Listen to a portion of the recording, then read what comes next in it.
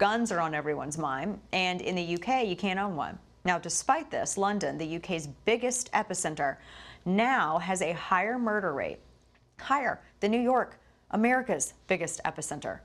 Now, make no mistake, New York is no freedom zone for gun owners, but certainly you're more likely to legally find access to a gun in or around New York than you are in jolly old London. And yet, despite having nearly identical populations, London finds itself still the subject of violent crime, even more than New York. How can this be? Joining me to bring some thoughts on this is Sebastian Gorka, former strategist to President Trump and author of Defeating Jihad. Thank you for being here, Sebastian. So what to make of this? Because we're always told that we need to emulate all of these other European countries, particularly because they have peace and nonviolence all sorted out. So what explains this? Well, Dana, thank you for having me. You know, I'm a legal immigrant to the United States. I may have a funny accent, but I grew up in the UK. And guess what? One of the reasons I'm here, and one of the reasons I chose America, of all places, is exactly what happened to the rights of British citizens, who are now really subjects more than ever.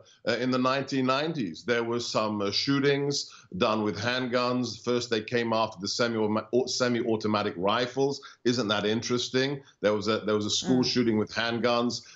Took away the rights of British citizens to have semi-automatic rifles, then semi-automatic and pump-action shotguns. And now you can't get a handgun in the United Kingdom. So knife attacks have increased, acid attacks have increased. Britain is a case study, Dana, in how wrong you can be when you focus on the inanimate objects and not the criminal intent of the individuals who want to kill and maim. Exactly. And apparently what pushed this latest statistic over the top and got London the coveted #1 spot, or at least beating New York City, rather, was a spate of stabbings that took place because there's no deterrent. I mean, you can have criminals, Sebastian, out on the street, and if they feel as though there is no deterrent, they can attack someone at will with this person has no means of defending themselves, then yeah, that's seen as encouraging. Yeah, look, it's political correctness gone out of control. People are being arrested. People are being disbarred from coming to the United Kingdom because they are accused of having committed hate crimes verbally, because what they say doesn't track with the political elite. Yet we see violence increase to the levels that it's now worse than, New York. We're back in the 1980s of Manhattan.